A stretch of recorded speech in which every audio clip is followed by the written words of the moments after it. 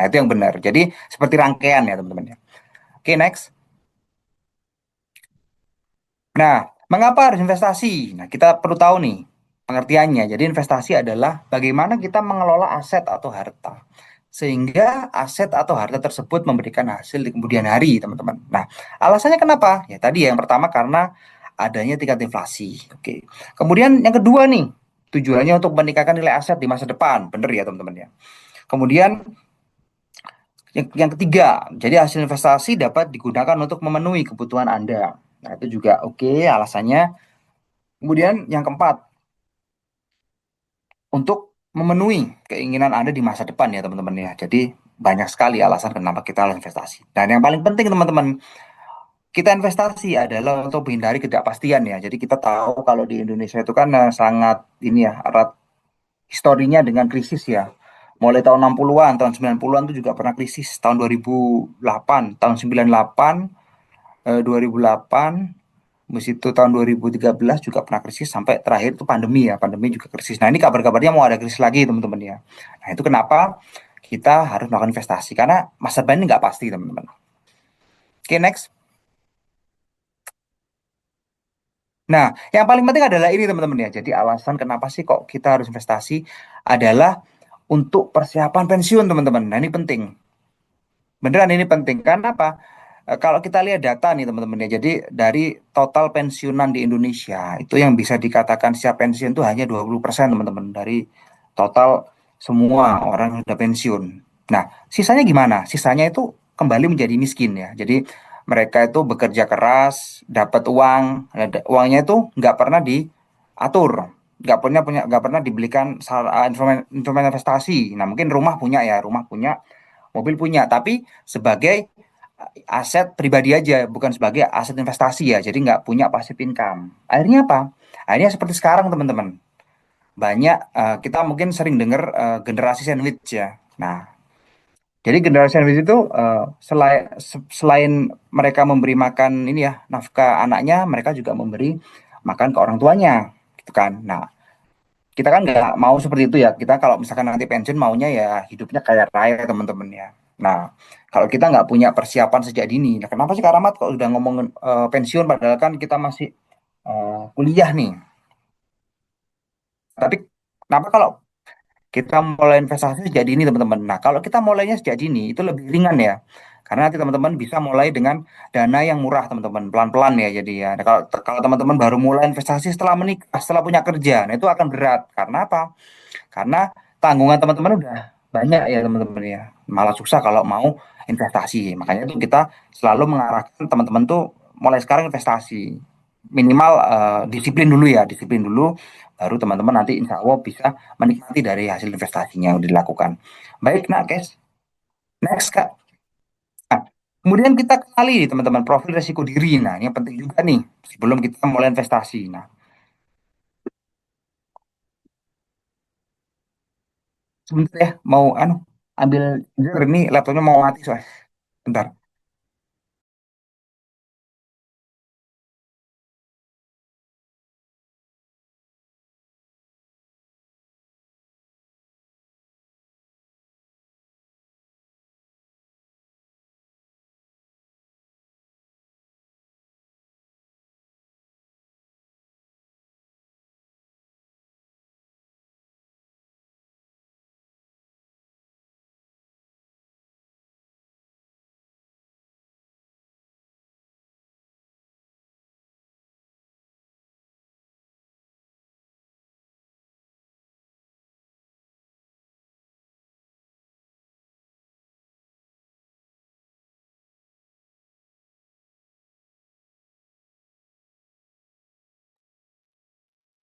Mohon maaf, barusan ngecas ini ya, mau habis laptopnya.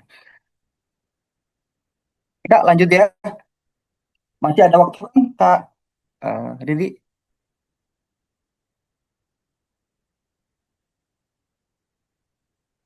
Baik ya, lanjut. Jadi yang selanjutnya teman-teman ya, kita tuh perlu pastikan profil risiko dari diri teman-teman sendiri nih. Jadi teman-teman itu orang yang seperti apa? Apakah teman-teman orang yang sangat konservatif nih? Jadi lebih mengutamakan nilai asetnya gitu kan. Jadi mau investasi di instrumen yang aman-aman aja Kak Rahmat, walaupun mungkin jangka panjang hasilnya sedikit, tapi nggak apa-apa, yang penting nggak fluktuatif banget ya. Atau mungkin teman-teman orang-orang yang moderat ya, jadi mau menerima risiko yang lebih gede, tapi keuntungannya juga lebih gede ya. Nah, atau teman-teman orang yang agresif nih. Nah, high risk high return ya kalau orang-orang agresif biasanya. Jadi mereka itu mau menerima risiko dari keuntungan besar atau mungkin kerugian. Nah, itu termasuk orang-orang yang agresif. Nah, perlu pastikan dulu nih profil risiko diri sendiri itu seperti apa. Jangan sampai kita orangnya sangat konservatif tapi kita maksa beli produk-produk yang agresif ya. Nanti apalagi saham nih, nanti harga saham naik turun itu malah bikin jantungan teman-teman. Nah, itu bahaya. Makanya itu kita perlu pahami profil risiko diri kita terlebih dahulu. Oke, next Kak. Nah, selanjutnya adalah produk-produk pasar modal teman-teman ya. Nah, ini kita lihat nih, ada surat hutang atau obligasi atau suku teman-teman. Kemudian ada reksadana dan juga ada saham. Nah, ini adalah tiga produk pasar modal itu yang paling dikenali oleh masyarakat ya. Sebenarnya produk-produk pasar modal itu banyak ya, terutama produk-produk derivatif atau produk turunan dari saham itu banyak banget. Seperti structure warrant, di situ ada banyak banget pokoknya ya teman-teman ya. Nah, selanjutnya kita kembali teman-teman ke sini. Jadi surat utang nih, obligasi. Nah, obligasi itu seperti apa? Nah, obligasi itu wujudnya kayak kita memberikan pinjaman ya ke pemerintah atau ke korporasi dengan kita membeli kupon yang sudah dijual. Nah, nanti teman-teman bisa cari ini obligasi itu biasanya diterbitkan oleh negara, pemerintah atau korporasi ya. Nah, kemudian ratingnya sebagai acuan teman-teman. Nah, nanti kalau mau beli obligasi cari yang ratingnya bagus, itu kan. Kalau ratingnya bagus itu menandakan bahwa produk obligasi tersebut itu jarang nggak pernah gagal bayar ya teman-teman ya. Kemudian keuntungannya itu sesuai dengan informasi di awal. Nah, itu kalau semakin bagus produknya biasanya ratingnya juga semakin bagus. Nah, kemudian tenornya jangka panjang nih teman-teman nih. Nah, itu yang biasanya investor pemula itu nggak suka beli obligasi karena lama nunggunya. Lama nunggunya kan nggak bisa muter ini ya, nggak bisa muter uangnya ya. Biasanya yang beli obligasi ini adalah investor-investor yang punya dana jumbo, teman-teman. Nah, kalau dananya besar, walaupun jangka panjang kan nggak masalah ya. Yang penting sudah pasti akan dapat keuntungan. Nah, itu biasanya investor yang punya dana banyak ya untuk investasi di obligasi. Nah, kalau mahasiswa gimana kan Rahmat? Nah, kalau mahasiswa itu biasanya ini ya, reksadana. Nah, itu cocok banget bagi pelajar ya atau mahasiswa atau investor pemula teman-teman. Karena apa? Karena harganya murah nih. Nah, kemudian potensi keuntungan juga gede. Dan juga barangnya itu gampang ya dibelinya ya. Teman-teman kalau mau buka marketplace itu banyak jual reksadana. Atau mungkin teman-teman mau belinya lewat ini aplikasinya perbankan tuh kan ya kayak Livin, Wonder itu ada jual juga reksadana. Nah, yang paling enak kalau reksadana itu adalah teman-teman tinggal beli aja. Jadi sudah dikelolain sama namanya manajer investasi ya teman-teman. Jadi teman-teman cuma beli produk reksadananya aja. Teman-teman nunggu harganya naik, bisa teman-teman jual atau teman-teman mau top up ya, silakan ya. Nah, itu sangat cocok bagi mahasiswa teman-teman. Nah, kemudian saham. Nah, kita lihat nih saham itu resikonya tinggi. Kenapa kok resikonya tinggi? Nah, saham punya resiko tinggi karena saham itu harus dikelola secara mandiri, teman-teman. Jadi teman-teman harus kelola sendiri. Artinya apa? Teman-teman harus punya ilmu yang lebih advance daripada teman-teman beli reksadana. Nah, harus lebih belajar lagi ya teman-teman ya terkait saham ya kalau mau beli saham. Nah, kalau saham ada ininya ya, ada keuntungannya juga ya. Jadi kalau teman-teman beli saham itu jadi teman-teman itu merupakan pemilik perusahaan dari saham yang teman-teman beli. Jadi teman-teman punya sahamnya, berarti teman-teman bisa eh, dikatakan teman-teman adalah pemilik dari perusahaan tersebut. Nah, saham juga sama ya. Jadi potensi keuntungannya tinggi dan bisa mulai dengan biaya kecil teman-teman. Dan juga kalau saham itu teman-teman berarti membantu negara ya. Karena apa? Karena di dalam jual beli saham itu pasti ada pajaknya teman-teman ya. Jadi teman-teman beli saham itu nggak kena pajak. Tapi kalau teman-teman jual saham itu teman-teman akan membayar pajak. Nah, jadi ikut membantu perekonomian negara teman-teman kalau beli saham. Nah, biasanya nih investor itu kalau mau beli reksadana kan macam-macam ya. Jadi ada reksadana pasar uang, reksadana campuran, reksadana pendapatan tetap, ada reksadana saham teman-teman. Tapi biasanya investor tuh kalau mau beli reksadana saham itu jarang yang suka. Mereka tuh lebih memilih langsung beli sahamnya. Jadi lebih bisa mengatur teman-teman ya. Jadi kalau saham itu tadi ya, jadi bersifatnya dikelola sendiri. Nah, artinya apa? Kalau untung ya teman-teman dapat sendiri, tapi kalau rugi ya teman-teman menanggung sendiri ya. Kalau kalau saham ya, makanya itu kenapa kok risikonya di investasi di saham itu tinggi. Nah, kalau risiko tinggi gimana Kak Rahmat? Nah, kita harus bisa memitigasi teman-teman ya. Caranya apa? Ya kita terus mengupgrade ilmu yang pertama ya. Kemudian kita harus mengenali alat analisanya seperti apa. Nah, kita tahu kan ada alat analisa fundamental, ada teknikal, nanti teman-teman bisa belajar di situ. Maka dari itu risiko tinggi bisa kita mitigasi teman-teman ya, kita hindari. Nah, itu juga bisa kita lakukan. Next Kak. Nah, ini contohnya teman-teman ya, pergerakan harga saham nih contohnya dari perbankan BUMN ya. Jadi di Bank Negara Indonesia atau BNI. Nah, kita lihat teman-teman di sini ada grafik nih, ada hijau, ada merah, hijau merah, hijau merah kan ada naik turun naik turun. Nah, teman-teman kalau mau jadi investor jangka pendek ya atau trader gitu kan, itu bisa. Nah, nanti kalau misalkan mau jadi jangka pendek ya, soalnya gampang nih teman-teman nanti bisa beli pada saat harganya merah, jual pada saat pada saat kondisinya hijau teman-teman ya. Jangan dibalik belinya pada saat hijau, jualnya pada saat merah ya. Nah, nanti malah rugi ya nggak jadi untung. Next Kak. Nah tadi ya selain tadi jangka pendek, jangka panjang juga ya teman-teman ya. Jadi belinya di tahun kemarin nanti jualnya beberapa tahun lagi. Nah itu teman-teman perlu memastikan dulu fundamental perusahaannya seperti apa. Nah ini ada lagi teman-teman ya. Jadi kita beli saham itu by momentum, momentum teman-teman. Kita lihat nih ini salah satu contoh saham dari Bank Perbankan Syariah teman-teman ya BSI. Coba kita lihat teman-teman ya, kita beli saham pada saat ada momentum. Nah, ini pada saat momentumnya apa? Momentumnya market crash pada saat pandemi ya. Kita lihat nih di Juni 2020 teman-teman yang di bawah ini. Harga saham BSI itu mencapai turun ya sampai ke angka 300 rupiah per lembar. Nah, kemudian momentumnya pas nih pada saat harganya turun, investornya beli. Nah, nanti ini kita lihat sih teman-teman ya, 6 bulan lagi dari Juni 2020 sampai Januari 2021. Harganya sudah mencapai 3.900 ya, at least ya hampir 10 kali lipat, ya, lebih dari 10 kali lipat. Nah, itu merupakan eh, by moment ya, by momentum ya. Kita ada investor juga menunggu momen untuk masuk di pasar modal juga ada. Nah, terus ini fungsinya teman-teman kalau sudah punya dana darurat untuk investasi ya. Jadi kalau misalkan ada momentum yang pas, teman-teman bisa masuk. Pakai apa Karamat? Kita udah mengalokasikan dananya udah rapi ya. Nah, kita bisa masuknya pakai apa? Pakai dana darurat tadi teman-teman ya. Dana darurat bisa digunakan untuk investasi. Salah satunya ini ya. Ada momentum pada saat harga saham turun, teman-teman bisa masuk. Nanti pada saat harganya naik, teman-teman bisa jual dapat keuntungan. Oke, yes, Kak. Nah, kalau ada yang belum tahu ya, jadi saham itu merupakan bukti kepemilikan dari perusahaan teman-teman. Kalau teman-teman beli saham itu minimal satu lot ya satuannya ya sama dengan 100 lembar nih. Nah, apa sih kok lembar? Nah, saham ini adalah bukti kepemilikan teman-teman ya. Jadi sama seperti teman-teman beli tanah ya. Kalau teman-teman beli tanah kan pasti juga akan dapat sertifikat namanya kan. Sertifikat bukti kepemilikan tanah sama. Jadi kalau ditanya saham itu fisiknya apa? Fisiknya ada. Lembarnya juga ada. Kemudian fisik lainnya apakah? Ya, perusahaannya itu fisiknya dari saham. Sama dengan kita beli tanah ya fisiknya tanahnya ya sama sertifikatnya. Nah, next Kak.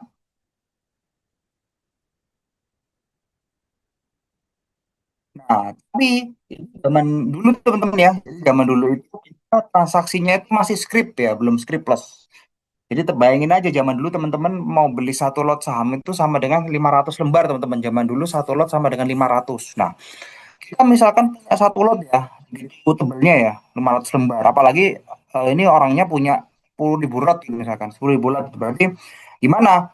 Ya, kita harus bawa kendaraan ya kalau mau jual beli saham ya. Bayangin aja punya 10.000 lot.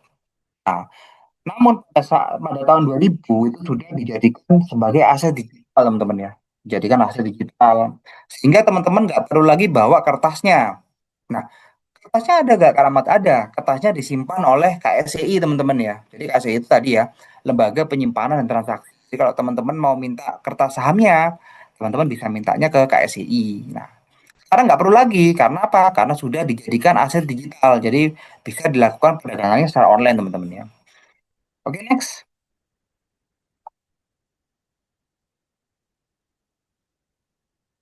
Oke, nah ini keuntungan saham ya. Keuntungan saham tadi ya. Jadi yang pertama harga terjangkau nih teman-teman. Nah, tapi tergantung ya sama harga perusahaan yang mau dibeli.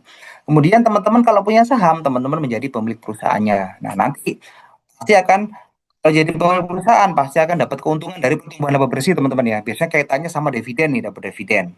Kemudian teman-teman bisa ikut RUPS namanya, Rapat Umum Pemegang Saham. Nah, di sini nanti kalau misalkan bahas bahas dividen ya biasanya melalui RUPS atau mungkin bahas strategi lain ya terkait perusahaan itu pasti akan dibahas melalui RUPS teman-teman. Nah, dan juga teman-teman punya hak suara di situ. Tapi tergantung ya berapa jumlah kepemilikan saham yang teman-teman miliki. Nah, kemudian keuntungan lainnya teman-teman ya ada capital gain namanya. Capital gain itu adalah kenaikan dari nilai investasi yang udah teman-teman lakukan. Misalkan teman-teman sekarang beli sahamnya di harga 100 nih. 2 minggu lagi harganya jadi 200. Nah, itu ada potensi dapat capital gain. Ingat ya, masih potensi ya teman-teman ya. Kalau teman-teman sahamnya nggak dijual ya teman-teman nggak dapat capital gain-nya. Itu kan. Kali kalau teman-teman harganya naik, sahamnya teman-teman jual, teman-teman akan dapat kelebihan dari hasil penjualannya itu disebut capital gain. Kemudian dividen nih. Nah, dividen adalah laba, sisa laba ya, sisa laba dari perusahaan tersebut yang akan dibagikan ke pemilik perusahaan. Nah, itu termasuk teman-teman kalau misalkan teman-teman punya sahamnya. Nah, dan juga yang paling penting, kami ini bisa diwariskan ya ke teman-teman ke ahli warisnya. Next, Kak. Nah, kita bicara terkait keuntungan teman-teman ya. Jadi semua instrumen investasi itu pasti ada risiko. Jadi ada potensi risiko. Nah, kalau misalkan teman-teman nanti ditawarin investasi yang nggak ada risikonya, itu hati-hati ya. Biasanya takutnya investasi bodong teman-teman. Nah, kalau di pasar modal itu ada risiko delisting. Artinya apa? Perusahaan keluar dari bursa efek. Perusahaan menyatakan dirinya menjadi perusahaan privat ya teman-teman ya. Jadi kan kalau di bursa efek kan sebagai perusahaan publik nih. Tapi karena dia delisting atau keluar, jadi dia menyatakan diri sebagai perusahaan privat, teman-teman. Nah, penyebabnya apa? Yang pertama mungkin ada pelanggaran ya, pelanggaran dan juga yang kedua karena memang secara kemauan dari perusahaan sendiri, teman-teman ya, kemauan dari perusahaan utamanya mau menjadi perusahaan privat itu bisa. Nah, kemudian ada risiko market. Nah, risiko pasarnya juga ada ya. Tadi ya kebalikan dari capital gain, ada juga potensi capital loss, teman-teman. Jadi kalau harga sahamnya turun, itu teman-teman akan dapat potensi kerugian kayak harga sahamnya turun nih tapi teman-teman nggak jual sahamnya ya teman-teman nggak dapat eh, penurunan harga karena teman-teman nggak jual sahamnya kecuali kalau harga turun teman-teman jual ya teman-teman akan rugi gitu.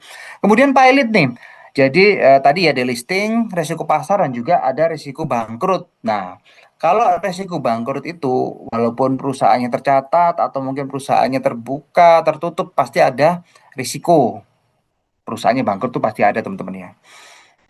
Nah, jadi ini adalah risiko-risiko yang ada di pasar modal terutama di saham. Oke, next Kak. Nah, ini teman-teman ya. Ini adalah mekanisme dari perdagangan, dari transaksi. Nah, kita lihat nih, seluruh proses buka rekening dan transaksi bisa dilakukan secara online ya. Jadi sekarang sudah memudahkan, sangat mudah teman-teman mau melakukan investasi di saham. Bayangin aja zaman dulu teman-teman ya. Teman-teman kalau mau beli saham harus beli apa? Kertasnya, lembarnya. Teman-teman belum lagi ada risiko penipuan ya. Kalau misalkan kertasnya dipalsukan juga susah ya. Tapi sekarang nggak ada namanya pemalsuan kertas saham teman-teman karena sudah bisa dibeli secara online. Nah, untuk buka rekening saham nih ini ya, jadi gampang ya. Cuma pakai KTP, buku tabungan, sama form online yang sudah disediakan oleh perusahaan sekuritas. Nanti teman-teman akan buka dua rekening ya, rekening bank nih, rekening bank untuk sahamnya, untuk rekening sahamnya, dan juga ada rekening bank untuk rekening dana nasabahnya, untuk rekening dana tampungan nih. Jadi teman-teman kalau mau narik duit itu nanti uangnya akan masuk di rekening dana nasabah, nggak akan ke rekening lain. Dan juga kalau teman-teman top up, itu nanti top upnya ke rekening saham. Nah itu semua atas nama kita ya teman-teman ya, atas nama pribadi. Nah teman-teman nggak perlu khawatir kalau investasi di pasar modal. Kemudian ini adalah skema dari transaksi teman-teman ya.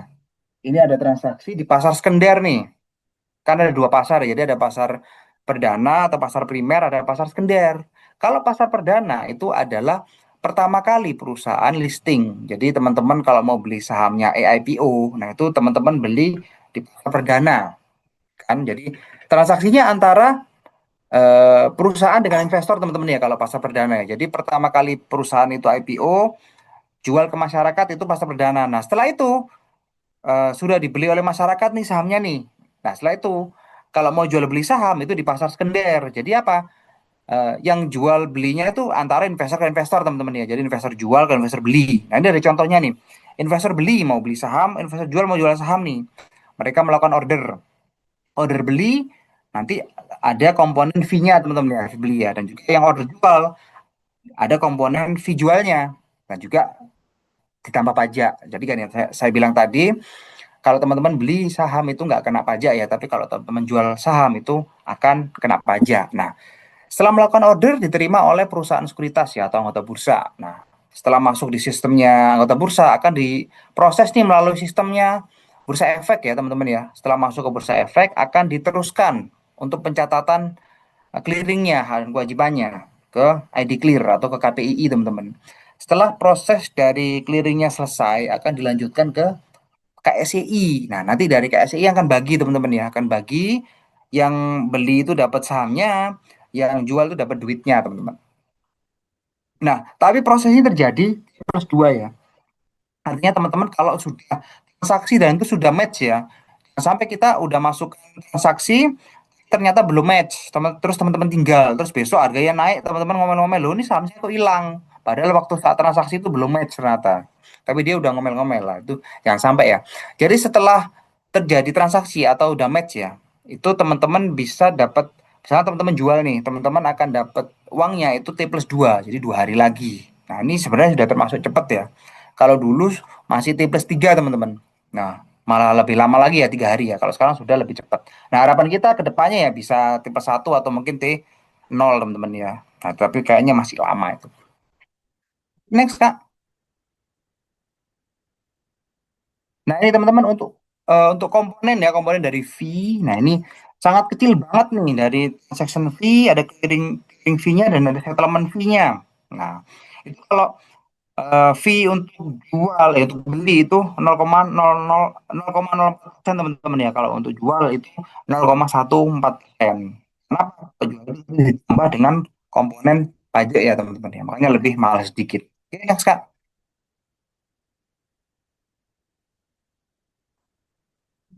Nah, ini adalah simplifikasi teman-teman ya pembukaan rekening saham nih. Nah, kita lihat nih zaman dulu semua harus dilakukan by offline ya. Jadi harus isi formnya itu isi form yang ini, form fisik, kemudian ketemu sama brokerage-nya, kemudian kirim dokumen ke konstitusinya, kemudian SID jadi, nah, habis itu dikirim lagi dokumennya 1 sampai 7 hari. Pokoknya lama ya. Jadi zaman dulu kalau mau buka rekening saham itu bisa 1 minggu sampai 2 minggu teman-teman ya. Karena semua harus dilakukan secara fisik, jadi nggak online. Nah, tapi sekarang itu sudah gampang banget ya. Jadi kalau mau buka rekening saham itu 30 sampai 1 jam lah itu sudah bisa jadi teman-teman rekeningnya. Nah, sekarang sudah cukup gampang ya, cukup simpel ya kalau mau buka rekening saham. Oke, next Kak. Nah, ini adalah produk-produk saham nih teman-teman ya. Nah, di sini banyak banget ya. Mungkin teman-teman di sini sudah menjadi salah satu konsumen dari perusahaan-perusahaan yang sudah TBK ya. Nah, sekarang mindset kita dirubah teman-teman ya. Kalau misalkan teman-teman sekarang hanya sebagai konsumen. Nah, teman-teman sekarang harus dirubah mindsetnya menjadi pemilik perusahaan nih. Jadi kalau misalkan teman-teman suka beli di Alfamart ya contohnya ya. Nah, teman-teman beli di Alfamart tapi teman-teman punya sahamnya Alfamart ya. Nah, berarti apa? Teman-teman beli produk Alfamart itu sebenarnya teman-teman beli produk di perusahaan teman-teman sendiri gitu kan. Nanti teman-teman belanja, duitnya itu akan jadi keuntungannya Alfamart. Nah, nanti dari keuntungan Alfamart itu akan jadikan dividen. Itu akan dikembalikan ke teman-teman sendiri. Kalau teman-teman sebagai pemilik sahamnya Alfamart gitu kan. Sama berlaku bagi semua perusahaan, sama seperti itu. Nah, makanya kita harus merubah mindset kita nih teman-teman. Sekarang sebagai hanya sebagai konsumen, kita sebenarnya juga bisa menjadi pemilik perusahaan tersebut. Nah, oke. Next, Kak.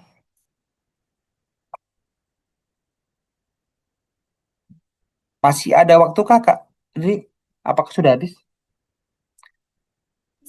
Mohon maaf Bapak, waktunya sudah habis. Oh, sudah habis ya. Oke deh, kalau gitu nggak apa-apa. Nanti kita sambung lagi ya, mungkin di sesi pertanyaan ya. Jadi, mungkin sekian dari saya, Kak Riri. Saya kembalikan ke Kak Riri ya. Terima kasih teman-teman semua. Assalamualaikum warahmatullahi wabarakatuh.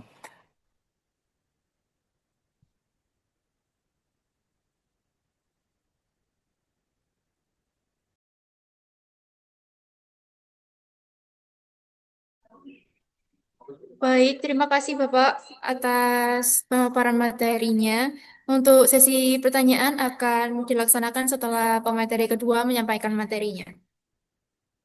Demikianlah forum pertama kita pada siang hari ini. Pengetahuan yang dapat kita peroleh adalah pasar modal memiliki peran penting dalam mendukung perekonomian Indonesia sekaligus menjadi sarana investasi bagi masyarakat. Investasi di pasar modal perlu dilakukan dengan pemahaman yang baik terhadap instrumen investasi, potensi keuntungan, serta risiko yang menyertainya. Selain itu, perencanaan keuangan sejak dini, pemahaman profil risiko, dan peningkatan literasi keuangan menjadi hal yang sangat penting agar investor dapat berinvestasi secara aman dan tanggung jawab. Dengan edukasi yang tepat, diharapkan masyarakat mampu memanfaatkan pasar modal sebagai solusi untuk mencapai tujuan keuangan di masa depan. Sebelum materi pertama kita akhiri, kami mengucapkan terima kasih kepada pemateri dan juga teman-teman yang telah berpartisipasi pada materi pertama kita hari ini. Akhir kata, saya Alfiora Devara Miko selaku moderator undur diri. Semoga kita dapat bertemu di lain waktu. Terima kasih. Wallahul muwaffiq ila aqwamit thoriq. Wassalamualaikum warahmatullahi wabarakatuh.